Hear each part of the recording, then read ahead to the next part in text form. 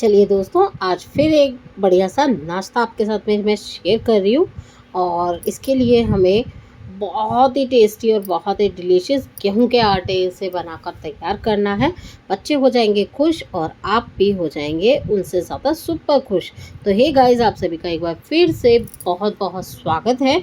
तो आपके लिए मैं लाई हूँ एक और रेसिपी। पसंद आ जाए तो लाइक कीजिएगा, चैनल पर पहली बार आए तो ज़रूर सब्सक्राइब कीजिएगा। उसी के साथ में जो बेल आइकन दे रखा है उसे प्रेस करना बिल्कुल ना भूलें। तो यहाँ मैंने 2 बड़े आलू लिए हैं, एक मीडियम साइज़ का प्याज बिल्कुल बारीक कट करके लिया है, कुछ लिए हैं धनिया पत्ती और उसके साथ में एक हरी मिर्ची बिल्कुल फाइन काटी है मैंने, बिल्कुल बारीक बारीक कट करके हमें इसे तैयार कर लेना है। और फिर करना है पैन को गरम। आलू हमारे बॉयल हैं तो हमें उन्हें पहले ही उबाल के रख लेना है। अगर आपके पास में पहले ही हों उबले हुए तो वो आपके लिए बहुत ही अच्छा रहेगा। और आलू को कोशिश करिए पहले ही उबाल लें और उसके बाद में ठंडा करके इस्तेमाल करें। तो यहाँ पर मैंने 1 चम्मच जीरा डाला है, 2 चम्मच सरसों के तेल में पैन गरम होने के बाद में उसके साथ में हरी मिर्चें ऐड कर दी हैं, कुछ करी लीव्स ऐड किए हैं। इन्हें हमें करना है भून के तैयार। अब ऐड कर देते हैं हम बारीक कटे हुए प्याज। सभी चीज़ों को अच्छे से हमें भूनना है क्योंकि यही हमारा बहुत ही अच्छा सा नाश्ता बनके तैयार होता है इसी से। तो यहाँ पर हमने अच्छे से प्याज को भी कैरमलाइज कर लेना है जब तक वो हल्का गुलाबी होता है तब तक। और फिर उसके बाद में इसमें डाल देनी है आधा चम्मच राई। ये मस्टर्ड सीड डाली है मैंने और इसे भी डाल के हमें भून लेना है। मस्टर्ड सीड पहले हम ऐड कर देते हैं तो उससे इसका तड़कने लगता है, यानी कि वो बाहर जाने लगता है। तो इसलिए कोशिश करिए कि हम उसके साथ में ही डालें जब हम प्याज भूनें। तो यहाँ पे ये हमारा प्याज भी हल्का हल्का भून गया है। तो चलिए आगे की करते हैं तैयारी। तो यहाँ पे हम जो बॉयल आलू हैं उन्हें ले लेते हैं और उसके साथ में ले लेंगे पतले वाला ग्रेटर। और पतले वाले ग्रेटर से हमें इसे ग्रेट कर लेना है। आप चाहे तो मैशर से भी इसको मैश कर सकते हैं। इसमें बिल्कुल भी गुठलियाँ नहीं होनी चाहिए, मोटी बिल्कुल फाइन इसका हमें करके ले लेना है। तो इस तरीके से आप चाहे ग्रेटर से ग्रेट कर सकते हैं, चाहे तो आप इसको मैशर से भी मैश कर सकते हैं। तो हमें बेसिकली इसके बिल्कुल बारीक वाले लच्छे चाहिए। तो चलिए इसको अब हम बनाने के प्रोसेस में चलेंगे। तो ग्रेट किए हुए आलू को अब हमें ऐड कर देना है जो हमने प्याज का मसाला तैयार करके रखा है। और इस अच्छी तरीके से हमें आलूओं को भून लेना है, बिल्कुल भी इसमें मॉइस्चर नहीं होना चाहिए। तो मॉइस्चर अगर होगा तो इससे हमें बहुत ज़्यादा टेस्टी हमें मसाला ग्रेवी नहीं मिलेगी, पेस्ट नहीं मिलेगा। और आप इसको अगर अच्छे से भूनते हैं आलूओं को तो ये बिल्कुल एकदम करारा सा टेस्ट आएगा इससे। और इस रेसिपी के लिए आप ये सब तैयारियां पहले भी करके रख सकते हैं और फिर इसको बना सकते हैं। तो यहाँ पे ये हमने मसाले ऐड किए हैं। बेसिक से मसाले जाएंगे 1/4 टीस्पून धनिया पाउडर, 1/4 टीस्पून ही हल्दी पाउडर जाएगा, आधा चम्मच मैंने इसमें रेगुलर वाली जो हमारी लाल मिर्ची होती है वो डाली है और 1/4 टीस्पून ही इसमें मैंने गरम मसाला डाला है। और उससे बहुत ही एक अच्छा सा करारा सा हमारा स्टफिंग बन के तैयार हो जाएगा। और उसके साथ में हमें इसमें डाल दिया है आमचूर पाउडर भी 1/2 टीस्पून। तो सभी चीज़ों को अच्छे से मिक्स कर लेंगे आलूओं के साथ में मसालों को। और देखिए कितना ये सूखा सूखा हमारा मसाला बनके यानी स्टफिंग बनके तैयार हो चुकी है। जितना ये अच्छा सा भुन जाएगा उतना ही बढ़िया लगेगा ये खाने में। तो चलिए ये हमारा अच्छे से भुन गया है मसाला। और अब इसमें हम डाल देते हैं अपने टेस्ट के अकॉर्डिंग नमक। और नमक को भी अच्छे से मिक्स कर लेंगे। तो कोशिश करिए कभी भी कोई भी स्टफिंग बनाते हैं तो स्टफिंग को पहले अच्छे से तैयार कर लें, फिर उसके बाद में हम नमक ऐड करें। क्योंकि नमक जो होता है वो टेस्ट के अकॉर्डिंग ही डाला जाए तो बेहतर रहता है। और जब हमारी स्टफिंग हम पहले बनाते हैं तो वो उस टाइम पे ज़्यादा होती है, और जब हम उसको भूनते हैं स्टफिंग को तो वो कम हो जाती है। इसलिए नमक हमेशा एंड में ही डालें। गैस कर दी है हमने बंद, और अब इसमें डाल देते हैं नींबू। हाँ जी, नींबू अगर आपके पास हो तो आप इसमें नमक ज़रूर डालिएगा, नींबू। और उसके बाद में उसे भी हम मिक्स कर देंगे।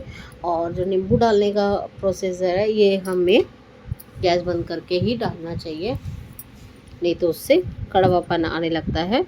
और सभी चीज़ों को हमें डाल के अब मिक्स कर लेना है एक बार फिर से। यहाँ हमने ले लिया गेहूँ का आटा, ये नॉर्मल गेहूँ का आटा है, इसमें नमक वगैरह कुछ भी नहीं है। और अब इसमें हम एक पतली सी चपाती बना के तैयार कर लेनी है। और इसमें हमने आटे को नॉर्मल जैसे चपाती का बनाते हैं वैसे ही बनाया है, और जितना पॉसिबल हो सके उतना पतला ही हमने इसको बेला है। पतली सी जब चपाती बन जाएगी तो हमें इसको अच्छे से फैला लेना है स्टफिंग को इसके ऊपर,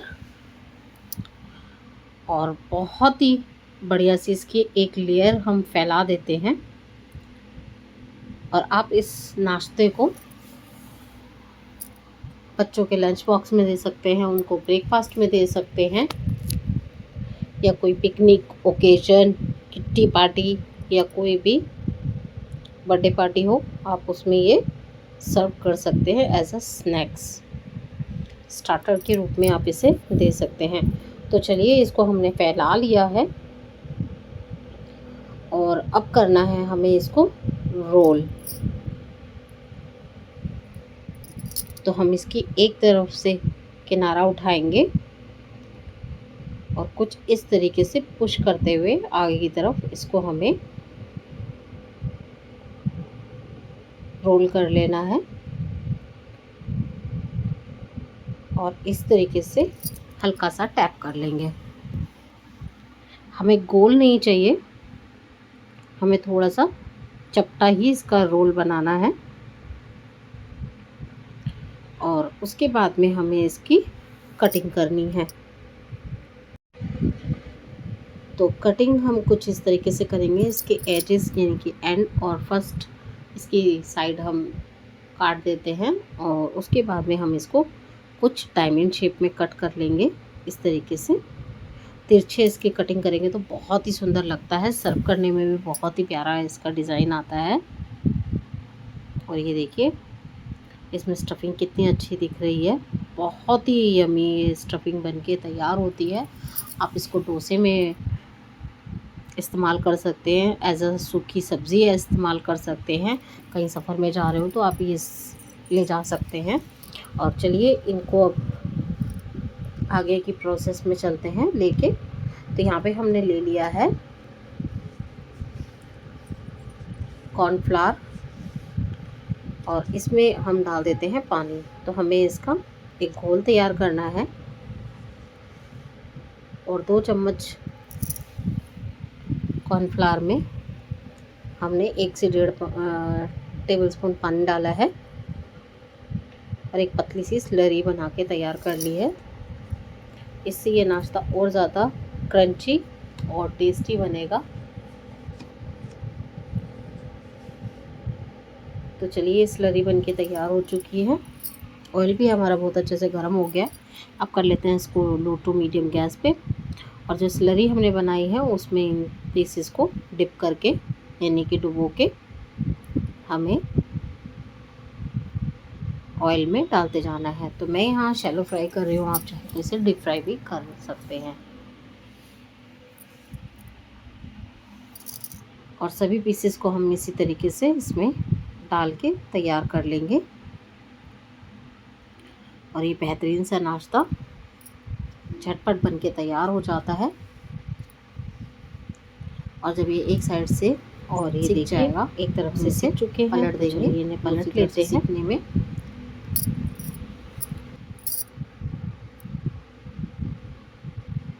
और इस तरीके से इनको अब दोनों तरफ से सेक लेंगे। और जब ये गुलाबी हो जाते हैं तभी हमें इन्हें पलटना है ताकि ये बहुत अच्छे से सिक जाए। और ये खाने में एकदम कुरकुरे बहुत ही टेस्टी लगेंगे, क्योंकि ये गेहूं के आटे से बने हैं। तो बच्चों को भी आपको देने में कोई प्रॉब्लम नहीं होगी, बच्चे भी बहुत शौक से खाएंगे और समोसे कचौड़ी भूल जाएंगे।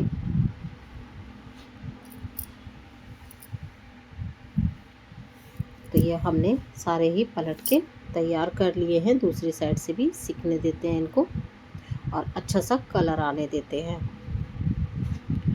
तो ये हमारे दोनों तरफ से नाश्ता सिक के तैयार हो चुके हैं। ये देखिए कितना अच्छा कलर आया है और दोनों तरफ से अच्छे से पक गए हैं ये।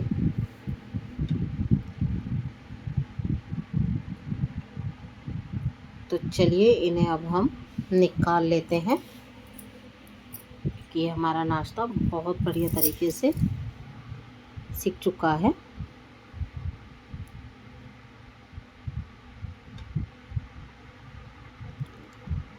तो एक्स्ट्रा ऑयल ड्रेन करते हुए हमें ये निकाल लेने हैं टिश्यू पेपर पे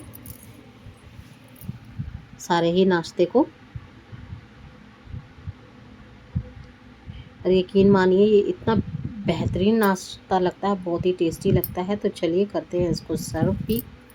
तो यहाँ पे हमने ली है प्लेट और इसे सर्व करेंगे हम अपनी मनपसंद चटनी या सॉस के साथ में। तो ये देखिए गर्मा गर्म इनको सर्व कीजिए चाय के साथ में या कॉफ़ी के साथ, नहीं तो ये प्लेन भी इसी तरीके से बहुत अच्छे लगते हैं।